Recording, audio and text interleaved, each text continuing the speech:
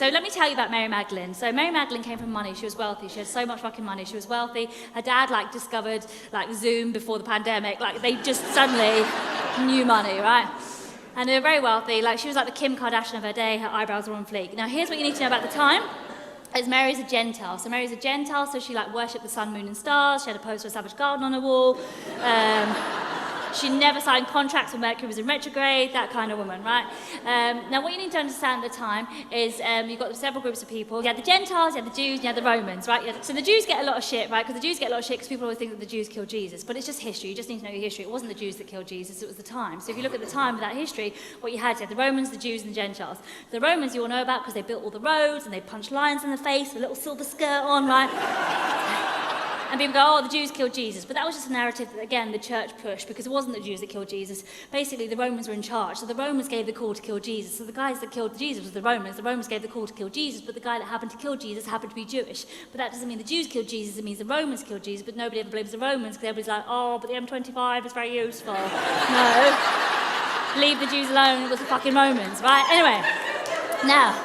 So Mary hates the Jews. Mary hates the Jews because she reads the Daily Mail and she's like, oh, come over here, take all our jobs. She's never met a Jewish guy, but she loves that newspaper, right? Horoscopes are very accurate. So she's just there living in her tower and she's doing very well for herself, but her dad is desperate for her to get married. She's 24 and he's like, Mary, you need to settle down and marry somebody, Mary. You're being very difficult about this whole situation. And Mary's like, Dad, how many times do I have to tell you? All my friends that got married when they were 12 are on antidepressants now. That's not me. I'm not doing that. When I fall in love, I'll get married. When I meet my guy, I'll get married. But until then, I'm not getting married. Stop pressuring me. It's not going to happen. And he's like, oh, Mary, look, there's a guy called Jesus who's coming around. And Jesus wanted to meet Mary Magdalene's dad because he was making a name for himself in the town, Jesus was. And Mary Magdalene's dad was a high figure in that society. So Jesus wanted to come around. And Mary Magdalene's dad was like, listen, Mary, Jesus, you could meet Jesus. Maybe you could get together with Jesus. You might like him. And he's like, all right, what's Jesus? What's he do? Well, he's a nice Jewish man from Bethlehem. Oh, I'm not fucking a Jewish guy. I don't like Jewish guy. I'm not dating from Bethlehem. He's a chav. I'm not fucking a chav. No. Mary, will you just give the guy a chance? You might like him. He's a very, very nice guy. He seems very loving. What does he do for a living? Well, he's a carpenter. Basic. I'm not fucking a carpenter. No. Is he even any good at it? I think he's quite good at it. Yeah, well, has he got a YouTube channel? Is he good on there? He's got some social media following. Yeah, well, how many followers has he got? Well, at the moment it's 12, but it is... It's going, although some people say it's 11 and maybe you'll be the 12th one. What are you chatting about? Why do you keep talking in riddles? It's not a riddle, Mary. It's a parable. Fucking parables make sense, Dad. Riddles fucking have a secret meaning. Oh, my English.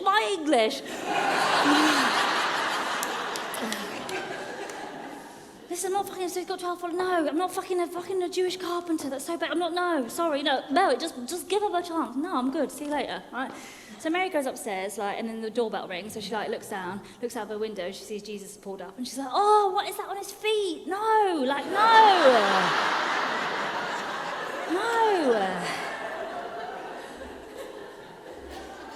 So Jesus has come round, and Mary's dad is Mary, come downstairs and be nice to Jesus. No, I'm good, thanks.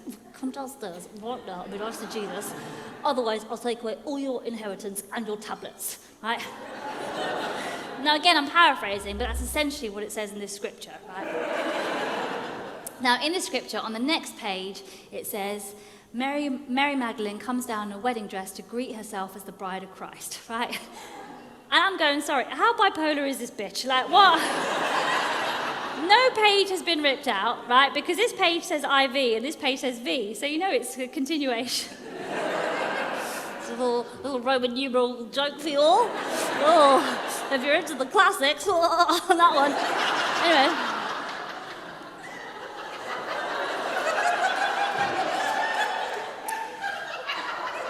So on this page, Mary's like, fuck this Jewish guy, not dating a carpenter, what's that on his feet? And on the next page, she comes down in a wedding dress.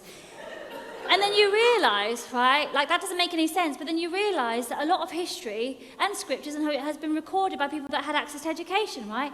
And a lot of those times they were men. And maybe men are not very good at translating a woman's language, even when she's speaking plain fucking English, right? The classic example being don't worry about it, it's fine. Ooh, read between the lines, dickhead, read between the lines, right? So you go, well, why don't we revisit Scripture and maybe revisit it and translate it from the perspective of the people that it was written about? So why would a woman be like, fuck this guy, and then come down in a wedding dress? Of course. Because what do you do when you have to go on a date with somebody that you've got absolutely no interest in, but you're forced to go on the date? You go, fine, I'll go on the date. I'll go on the fucking date. But you know what I'm going to do? I'm going to do everything in my power to scare the living shit out of this fool, right? Bring me the dress. Bring me the dress. Bring me the dress. Bring me the dress. Mary comes down in the wedding dress like, dan, dan, dan, dan, dan, dan, dan, dan, dan. Lifts up her veil, takes one look at Jesus. Her nipples are hard. She's like, holy shit, you're the most beautiful man I've ever met in my life. Oh, I'm going to have to convert. I'm in love with a Jewish carpenter. And like Jesus is there like, nah, bitch, but he doesn't say bitch because he's Jesus. He's like, nah, queen, it's cool. Listen, I heard what you said about me and my people. Well, I didn't hear it, but he told me, so I'm going to go. It's a shame. I was really looking forward to meeting you, Mary. And Mary's like, no, please say, like, I've just never met a Jewish guy before. Like, wow, like, you just, please don't go. No, it's cool, Mary. I'm gonna get off, actually. Listen, Mr. Magdalene, if you ever need any more shelves putting up, you just let me know. I'll see you around, Mary. See you around. And Jesus leaves, right? And Mary's like, no, I ruined it. That was my guy. That was my lobster. That was my guy. That was him. I ruined it. This officer, she ran upstairs to her room and she's crying and she tears down the poster of Savage Garden. She's distraught. And she's trying to there be like manifesting him, like, please, I'll do anything. I'll fly you to the moon and back if you'll be my baby, please, right? Now, luckily for Mary, a few days later, there was a knock at the door, and Jesus came back. This very quickly became like his whole USP, right? So, you're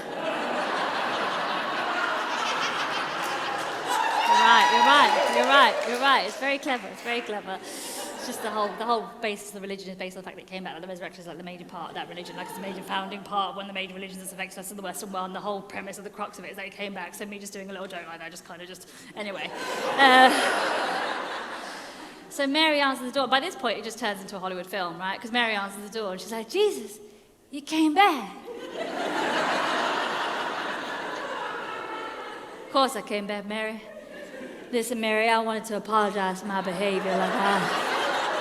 I'm sorry, like what you said, it triggered me, and rather than take that as an opportunity for growth and just ground myself and work on my trauma techniques that I've been practicing, and take that opportunity to learn and to grow and to try and talk to you, I just got triggered and I reacted rather than responded, and I wanted to apologize for my part in that story. Oh no, Jesus, no, you shouldn't apologize. No, Jesus, that was my fault. You don't apologize for being triggered. That was my fault, Jesus. I'm sorry. I was an idiot, and I've been doing so much reading and learning all about Judaism. Is that how you say it? Judaism. Yeah, this sounds amazing, and the food sounds delicious. Yeah, the food's not bad. And I canceled my subscription to the Daily Mail. That's growth, Mary. That's growth. I appreciate that, Mary. No, I know I did, and you're a carpenter. Well, I mean, wow, yeah, it's nothing. It's just carpentry. But no, it's not just carpentry, Jesus. Like, carpentry is so important, so people don't realize how significant carpentry is. Oh, man, no, people don't always get it. So, you must be pretty good with wood, huh? Yeah, I'm not bad. So you must do that thing, you know, when you have a room and you have the wall and then you have the floor and everyone just thinks, oh, it's just a plain room, nothing to see here. But then you put that piece of wood at the bottom of the wall and it's at the floor, and then all of a sudden it looks like a home. It's like a home with oh, are you talking about a skirting board? Yeah. Can you do skirting board? Yeah, I can do skirting boards. That's really impressive. Like, I don't know how you get them so straight in these old houses that are built on hill. Well, they're not old now, but later they'll be old. Like, in these new build houses that are built on it. Like, how do you get it straight? Oh, I use something called a spirit level. Oh, of course you do, Jesus. Of course you do. Oh, jeez. Oh, Mary. Oh, Jesus. Oh, Mary. Take the shackles off my feet so I can dance.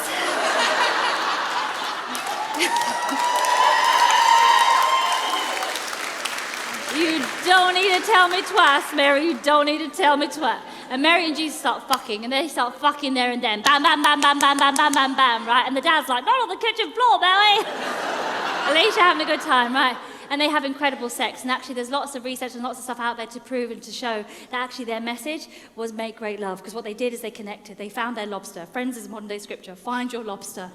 Make great love. We're not meant to be isolated. We're not meant to be on our own. We're meant to be part of a community. We're meant to have love. It's the whole fucking thing. It's in nature. It's the most natural thing in the world to want to connect with somebody.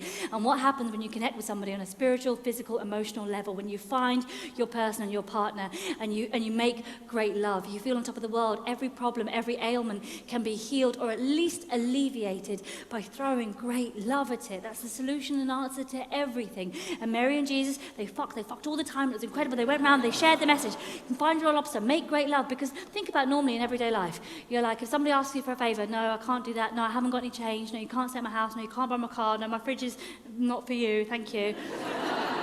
But imagine when you're getting fucked properly. You know, fucked properly, right? And you climax, and you're about to fucking open your third eye and climax, have the most amazing time. And there's that bit before where you get really strong and you can literally pick this fucker up and throw him across the room. Which is weird, because in the daytime, I can't do a burpee. I've tried, Joe Wicks, I've tried.